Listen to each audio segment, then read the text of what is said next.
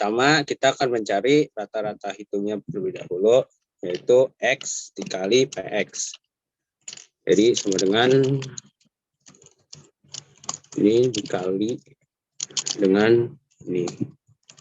Jadi hasilnya seperti ini. Dan langsung saja kita drag. Dan akan jadi hasilnya seperti ini. Dan selanjutnya kita akan melakukan sum, semuanya akan dijumlahkan. Jadi kita sum jadi 1,6.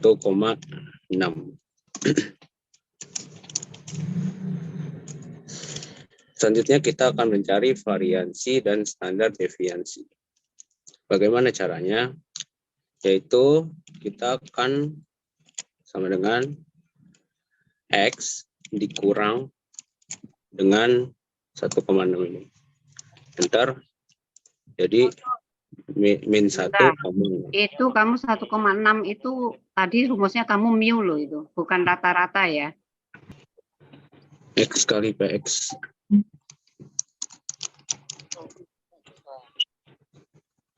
Jadi rumusnya itu. Setahu saya itu sih. Oke,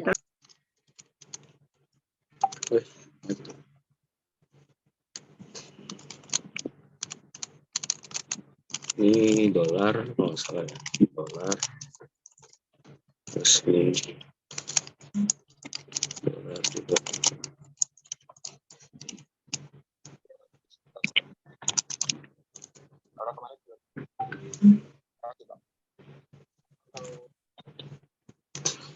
Itu ya, oke, lanjut saja. Hasil dari semua ini akan kita pangkatkan 2. Jadi sama dengan ini pangkat 2. Dan kita langsung drag saja. Akan jadi hasilnya semuanya akan jadi seperti ini. Selanjutnya cara mencari, selanjutnya kita akan kalikan hasil semua ini dengan PX. Ini sama dengan ini dikali dengan PX. Dan langsung saja kita drag. Untuk penyelenggaraan seminar dan kolokvium tanggal 10. Silakan Pak. Assalamualaikum warahmatullahi wabarakatuh. Terima kasih Pak Panitia. Langsung saja kita. Pak Profesor Ari Sabtono, yang saya hormati Pak Wakil Dekan, Profesor Safar, terkait dengan persiapan seminar dan kolokvium nasional yang akan dilaksanakan tanggal 10. Sampai saat ini peserta yang sudah mendaftar kita laporkan, Bu. Iya. Peserta untuk seminar nasional itu 100. Baik, selanjutnya ada distribusi probabilitas binomial. Next. Distribusi binomial merupakan sebuah eksperimen terdiri dari percobaan yang berulang dengan kemungkinan outcome dikategorikan menjadi 2, yaitu sukses gagal, baik cacat, ya tidak. Eksperimen yang dilakukan bersifat tidak mempengaruhi kejadian selanjutnya. Bila bilangan N kecil dan P besar, maka perhitungan probabilitas nilai variabel X tidak mengalami masalah. Karena nilai probabilitas P dapat dihitung secara langsung atau diperoleh dengan memakai tabel untuk bilangan. Nilai P dan nilai X tertentu. Next. Rumus distribusi probabilitas binomial. Rumusnya adalah PR seberangan N faktorial dibagi R faktorial dikali N kurang R faktorial, selanjutnya dikali P pangkat R dikali Q pangkat N kurang R. Di sini ada contoh soal, yaitu Santi membuka bisnis baju dan setiap harinya mengirim 1 lusin baju ke toko Pak Bedu. Setelah semua baju selesai finishing, ternyata hanya 80% baju yang layak untuk dikirim. Berapa probabilitas 8 baju layak kirim dan berapa probabilitas 7 baju layak dikirim. Nah, di sini kita harus tahu dulu jumlah total percobaan. Di sini kan jumlah total percobaan ini ada 1 lusin. Berarti ada 12 baju. Nah, di sini juga ada jumlah peristiwa sukses. Jumlah peristiwa sukses ini ada di 8 baju dan ada di 7 baju.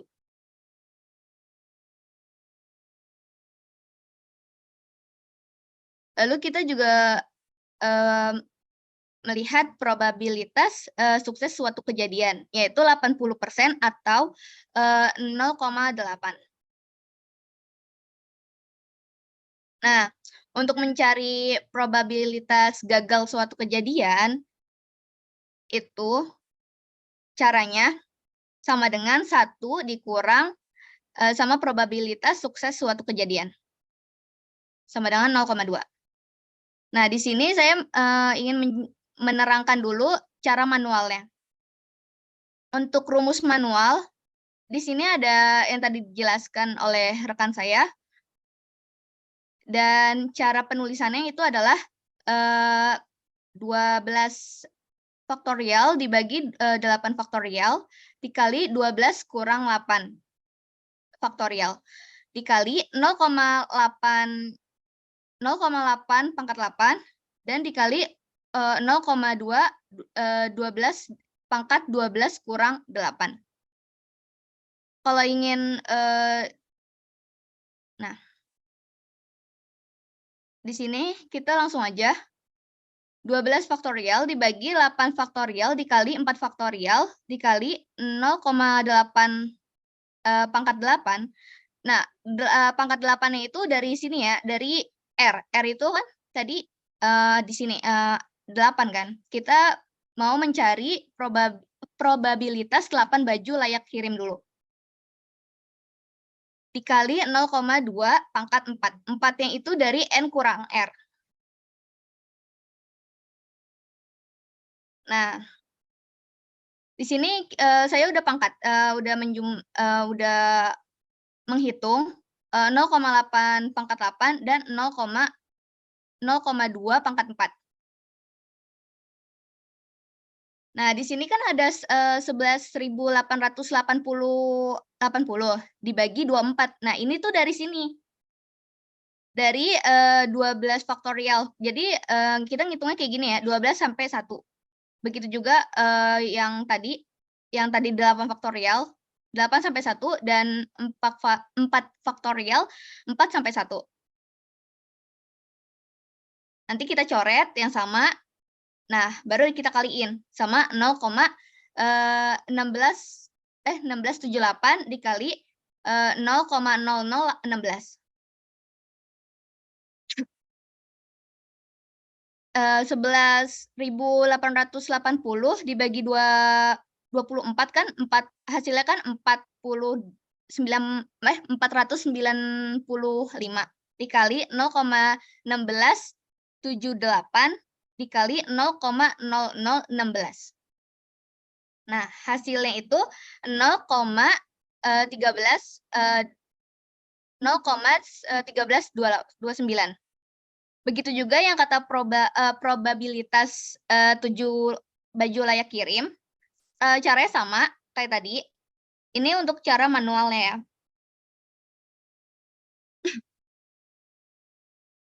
Nah, seperti ini. Kita lanjut ke cara rumus Excel-nya. Di sini ada rumus Excel-nya itu binom Dix dikali R, N, P, dan false.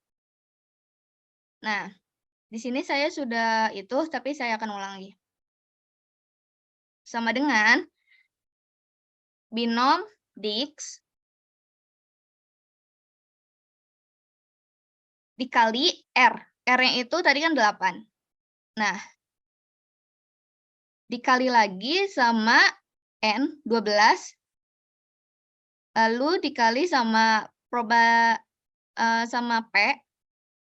Nah, di sini kita pakai false. Kita nggak pakai key karena udah ada false-nya. Nah, hasilnya 0,1329. Sama kan? Sama hasil manualnya. Nah, berikutnya kita juga bakal ngitung probabilitas 7 baju layak kirim. Sama kayak tadi, ini saya udah ngerjain juga, kita ulang. Sama dengan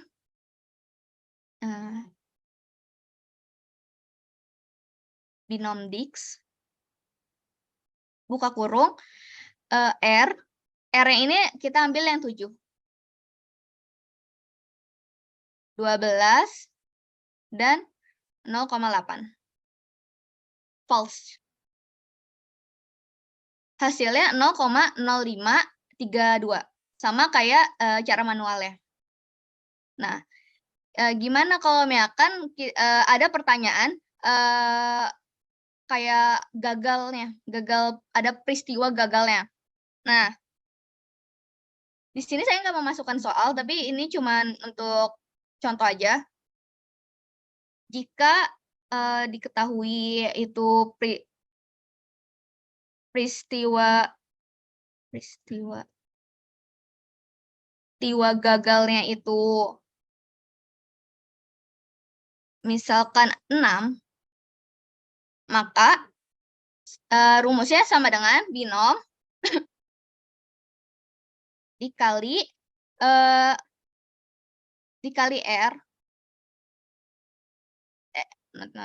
dikali peristiwa gagalnya, yaitu 6, dikali sama jumlah total percobaan, dikali sama kita pakai yang probabilitas gagal suatu kejadian. Dan ini kita pakai false. Hasilnya segini. Kalau misalkan kita mau nyari yang gagal. Oke, saya akan lanjutin ke binomial komunitatif. Di sini ada contoh soal, sebuah sekolah akan melakukan survei minat membaca buku. Hasil surveinya itu diketahui 25% dari semua siswa yang memiliki. Di Zoom dulu kamu. Oh, baik, Bu. Nggak kelihatan itu. Nah, di sini diketahui 25% dari semua siswa yang memiliki hobi membaca buku. Jika diambil 8 siswa secara acak. Nah, di sini ada pertanyaan.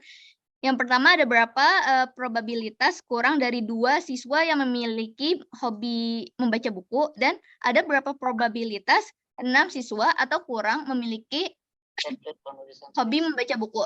Nah, karena sama kayak tadi, kita harus tahu dulu N-nya itu apa? N-nya itu yang mana? N-nya itu 8. Yang 8 siswa secara acak. Nah, jumlah siswa yang memiliki hobi membaca buku atau R, itu kita ambil yang R kurang dari 2 siswa. Izin Bu, Lalu ada probabilitas sukses kejadian. Nah, di sini kan 25% berarti 0,25%. membantu untuk memberikan nama-nama reviewer.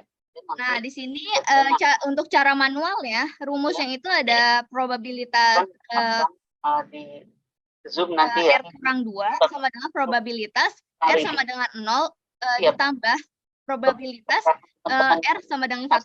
Kenapa? kalau yang itu sudah beres Bu, yang Karena ini yang ditanya 2 ke belakang. Jadi 1 dan 0. kita atur dengan praksi. Nah, di sini saya Yaitu kalau kita targetkan mahasiswa yang skripsi itu 35 itu sedikit banget gitu ya. Masih harus bekerja secara koproduk. Kalau kita sih kalau misalnya banyak itu kita nggak akan masalah. cari cara manualnya dulu. Cuma take time aja gitu untuk. Oh gitu. Kalau rundownnya Kayak tadi ya, R itu di sini Rundownnya ada di proposal sih. tanggal 10 kan kita akan seminar kan Pak ya? Dengan Saya buka rundown sedikit dulu Bu Lupin dengan Pak Hoy. Ya. Siap. Ada jam juga Pak. nah di sini Terkait kita dengan tulis dulu 0, di awal sudah saya sampaikan 0 dan 1. diadakannya seminar ini? Kenapa? Karena kan yang diminta kan kurang dari 2 siswa. Pak, Jadi mengenai sama dengan persoalan binom Dix. Pertanyaannya kenapa 0? Kenapa, Bu? Kenapa nilainya 0? Iya, karena ini kurang dari 2 siswa. Jadi Kan nilainya 1 dan 0. Jadi kemungkinannya ditulis dulu, Mbak, kalau gitu. Oh iya.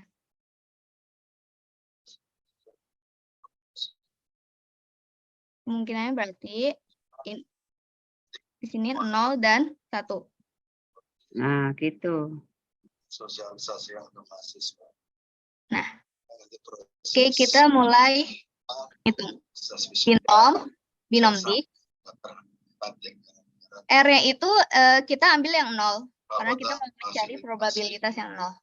Dan dikali sama Nah, kalau di N dikali sama dalam bentuk P dikali sama mahasiswa sudah selesai. Kenapa kita pakai false? Karena kita pakai yang manual.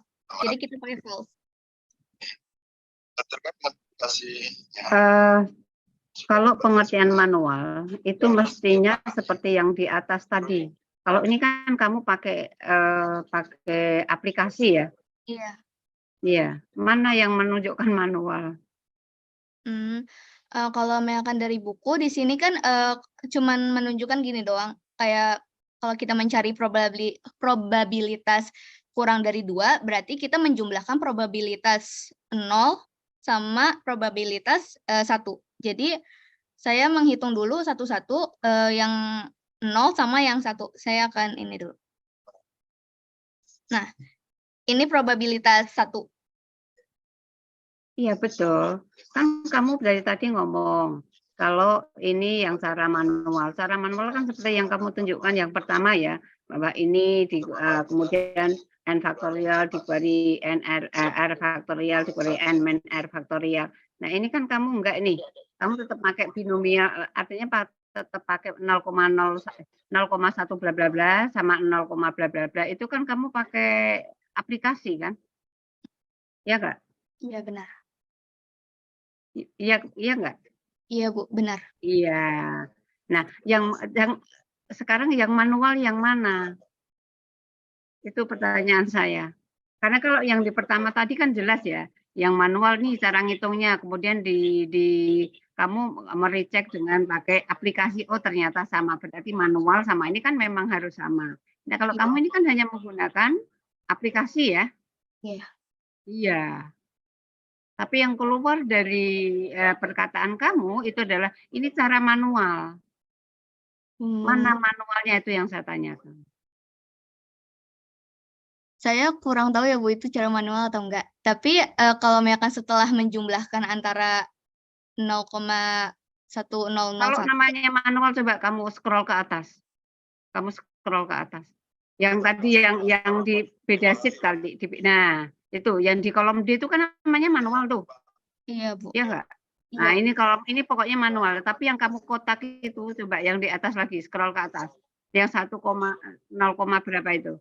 Nah, itu kan pakai apa itu? Aplikasi, iya. Aplikasi kan? Iya, Bu. Nah, itu bedanya. Probabilitas 0 sama 1-nya. Nah, untuk menyamakan sama, maaf ini saya hapus dulu.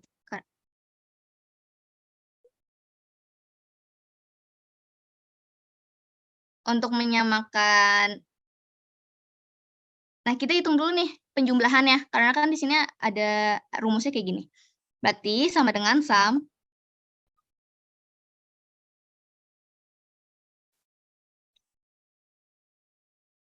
sama dengan 0,3671. Nah, sekarang kita lanjut ke aplikasi atau Excel-nya.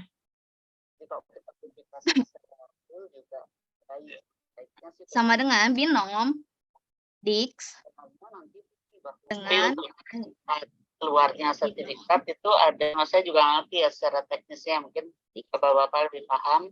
Misalnya mahasiswa sudah ini satu kita ambil. Kan setiap acara kan harus ada surat kepuasan. Nah, nanti itu otomatis terkirim ke email mereka. Ya. Bisa begitu ya? Iya. Ya, hasilnya sama kan? kan sekali. Oh ya, untuk reviewer Pak, yang saya tadi. Nah, sekarang kita mencari probabilitas 6 atau kurang siswa yang memiliki hobi membaca buku. Gitu kan. Caranya sama, kita langsung ke aplikasinya aja. Kantor, ada reviewer gitu kan Pak. Kalau di seminar sih biasanya konferensi. Nah, di sini kita tulis dulu 6 karena 6 siswa. Nah, di sini kita masukin cara aplikasinya. Binomtics.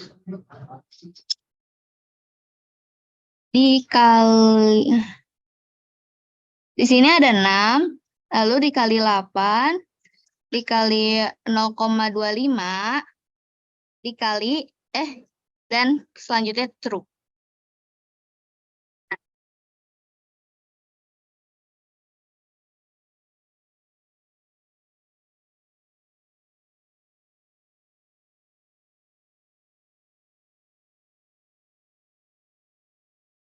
Di sini saya nggak menunjukkan rumus manualnya. Nanti insya Allah saya akan share caranya di grup. Terima kasih. Melanjutkan presentasinya, yaitu distribusi hipergeometrik. Nah, apa sih distribusi hipergeometrik itu? Distribusi hipergeometrik itu juga termasuk dalam distribusi teoretis yang menggunakan variabel diskrit dengan dua kejadian yang berkomplement, seperti halnya distribusi binomial. Distribusi hipergeometrik terdiri dari dua hasil yang mungkin, yakni sukses dan gagal. Namun, kita harus mengetahui ukuran populasi dan proporsi keberhasilan dan kegagalan dalam populasi untuk menerapkan distribusi hipergeometrik. Contoh soal ini ada sebuah kotak berisi 50 buah lampu bohlam, 5 diantaranya mati. Apabila diambil 4 bohlam, berapakah probabilitas 2 diantaranya mati? Oke, penjelasannya di next slide.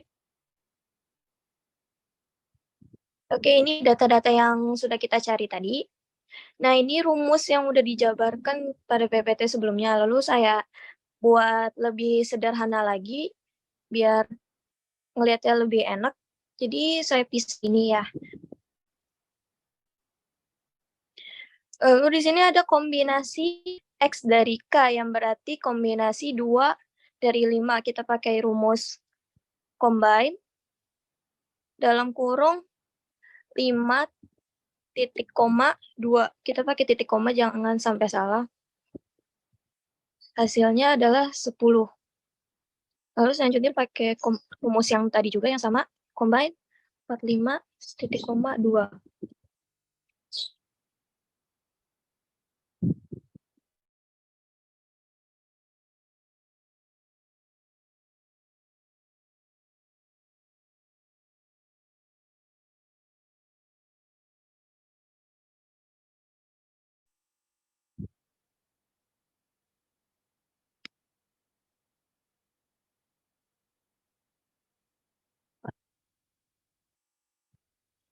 Jadi kita lihat rumus yang tadi, kita masukin berarti 10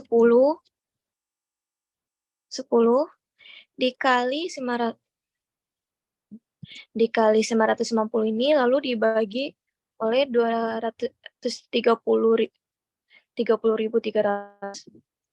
Dan hasil peluangnya adalah 0,043.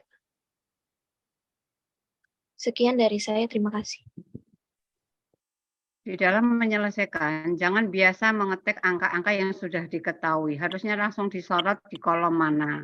Baik, jadi saya selanjutnya akan menjelaskan tentang teori dari distribusi probabilitas Poisson. Bisa di next. Oke, yang pertama ada pengertian dari distribusi Poisson. Jadi distribusi Poisson merupakan suatu distribusi untuk peristiwa yang probabilitas kejadiannya kecil, di mana kejadian tergantung pada selang waktu tertentu, bisa semenit, sehari, seminggu, ataupun sebulan, atau di suatu daerah tertentu, seperti dalam suatu garis, pada suatu luasan, ataupun pada suatu volume, dengan hasil pengamatan berupa variabel diskrit dan antar variabel prediktor saling independen. Jadi distribusi Poisson ini pertama kali diperkenalkan oleh Simeon Dennis Poisson. Baik, selanjutnya ada rumus dari distribusi Poisson. Yaitu rumusnya ada Px sama dengan mu pangkat X dikali E minus pangkat mu per X faktorial. Selanjutnya ada contoh soal distribusi Poisson dengan cara hitung manual. Soalnya itu rata-rata banyaknya partikel radioaktif yang melewati suatu penghitung selama 1 milidetik dalam suatu percobaan di laboratorium adalah 4. Berapakah peluang 6 partikel melewati penghitung itu dalam 1 milidetik tertentu? Boleh di next. Penyelesaiannya yaitu dengan menggunakan distribusi Poisson untuk X sama dengan 6 dan mu sama dengan 4 mu. Dari tabel distribusi Poisson itu sendiri diperoleh rumus distribusi Poisson Px sama dengan mu pangkat X dikali E minus pangkat mu per X faktorial dengan Y sama dengan 4 mu itu dapatnya dari mu sama dengan 4 mu itu dapatnya dari mana? Mu sama dengan 4, Bu, maksudnya. Ini. Nah, itu tulisan kamu kok kayak gitu? Apa namanya? Tipe, Bu. Tipe apa? Kamu bacanya seperti itu kok. Iya, Bu. Tipe itu berarti kamu nggak bacanya itu. Mana ada mu sama dengan 4 mu, nggak ada itu. Baik, Bu, boleh saya lanjut? Itu yang pertama. Yang kedua itu tanda mu, kemudian yang itu X, kemudian ada Y. Y-nya itu apa itu? Kemudian lambdanya itu apa? Kok 4 itu dari mana itu? Di PPT kamu itu.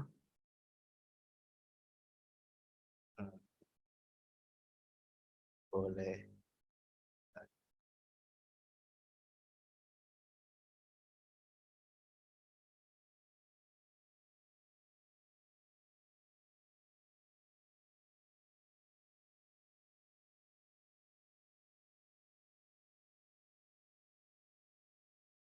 Jadi Y itu sama dengan X, Bu. Lalu lambda sama dengan mu.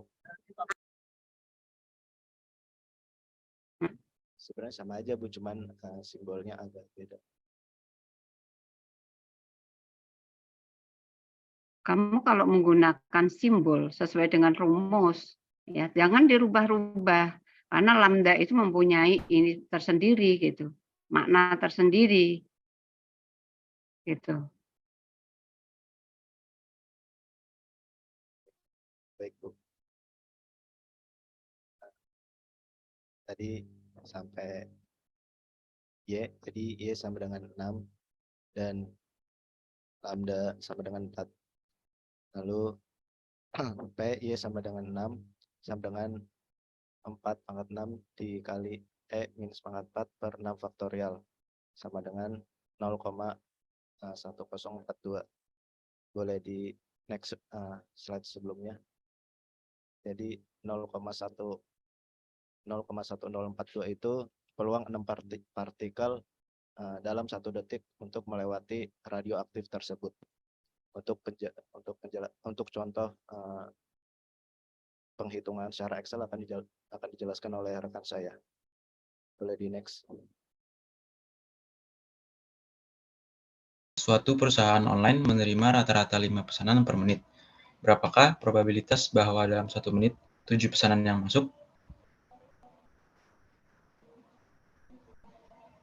Pertama kita klik formulas, insert function, pilih yang Poisson. Ya, jadi di sini X-nya adalah 7, mian-nya 5, dan kumulatifnya false. Hasilnya 0,10445.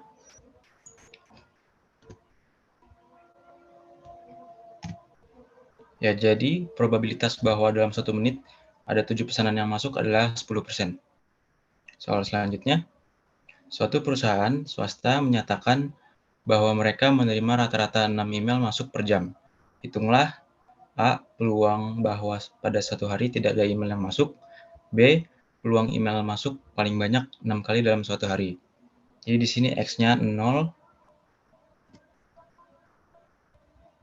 X-nya 6, sorry.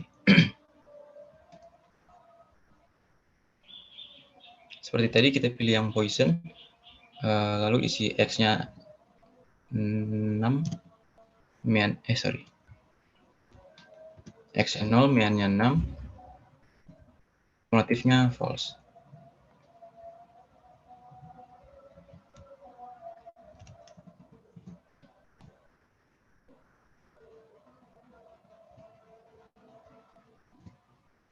Jadi peluang bahwa pada suatu hari tidak ada email yang masuk adalah 0,25%. Selanjutnya,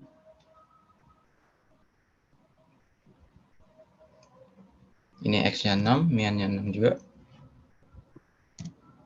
Kumulatifnya true.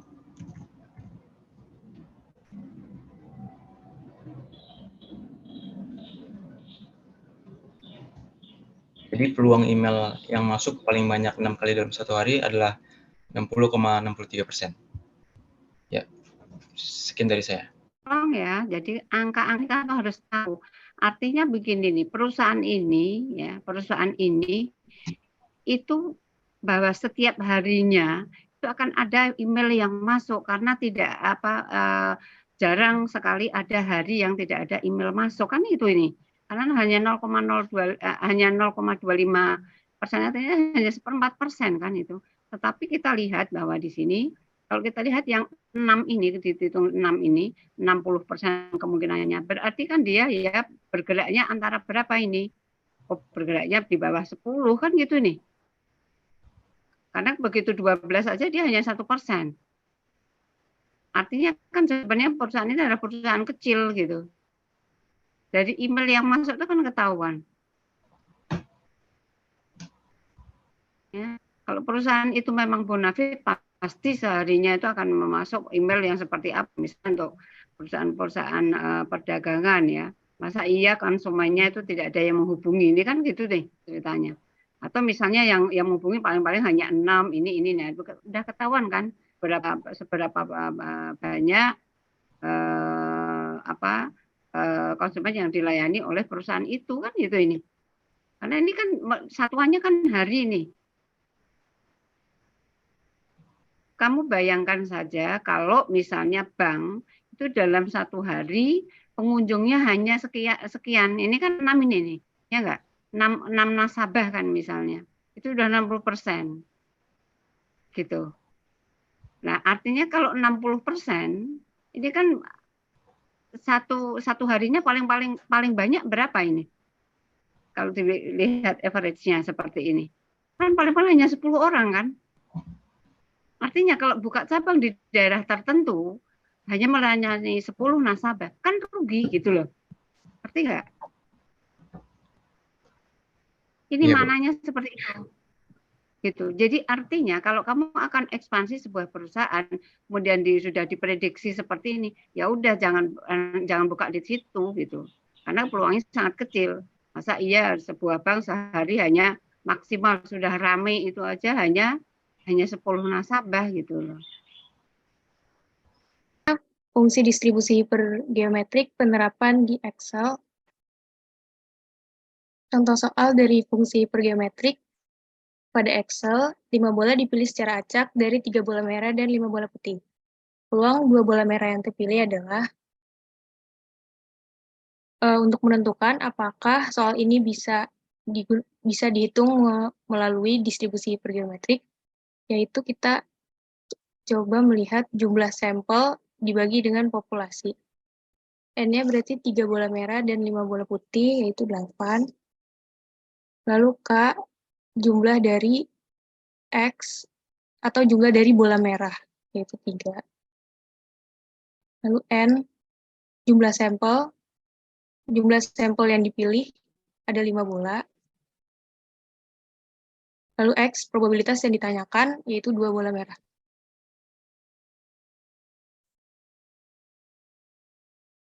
Lalu pertama-tama kita coba cek apakah data ini lebih dari 5% atau tidak.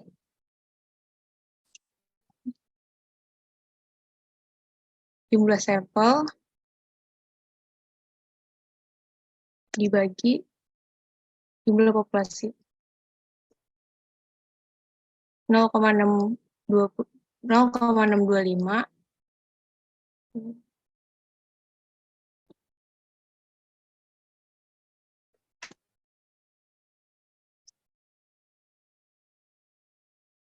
Karena rasio sampel atau populasi lebih dari 5%, maka soal ini dapat diselesaikan dengan distribusi hipergeometrik. Selanjutnya, yang ditanya, berapakah peluang banyaknya bola merah? Kita menerapkan fungsi Excel, yaitu, mohon maaf ini sedikit tertutup, zoom.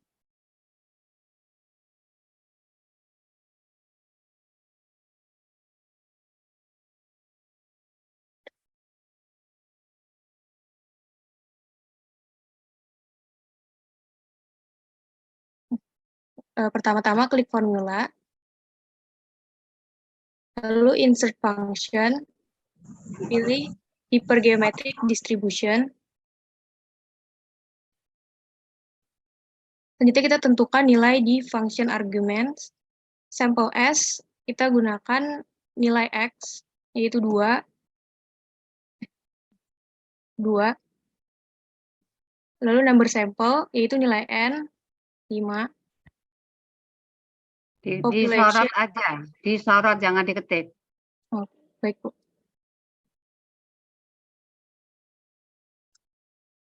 Sampel S, yaitu nilai X. Number sample, nilai N. Population, nilai K. Dan number population, nilai N. Nilai logika dari probabilitasnya yaitu false.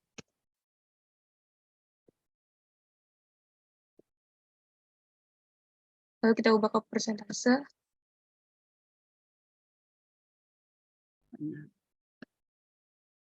Itu 54%. Masalah. Persen ya. Terus? Berarti fungsi distribusi hipergeometrik probabilitas untuk sampel. Sebentar. Jadi peluang untuk mendapatkan 2 bola merah dari 3 bola merah yang ada pada kesempatan memilih bola secara acak dari total jumlah populasi yaitu 8 bola adalah sebesar 54%. Ya. Sekian dari saya. Sekian dari kelompok kami. Kurang lebihnya mohon maaf. Wassalamualaikum warahmatullahi wabarakatuh.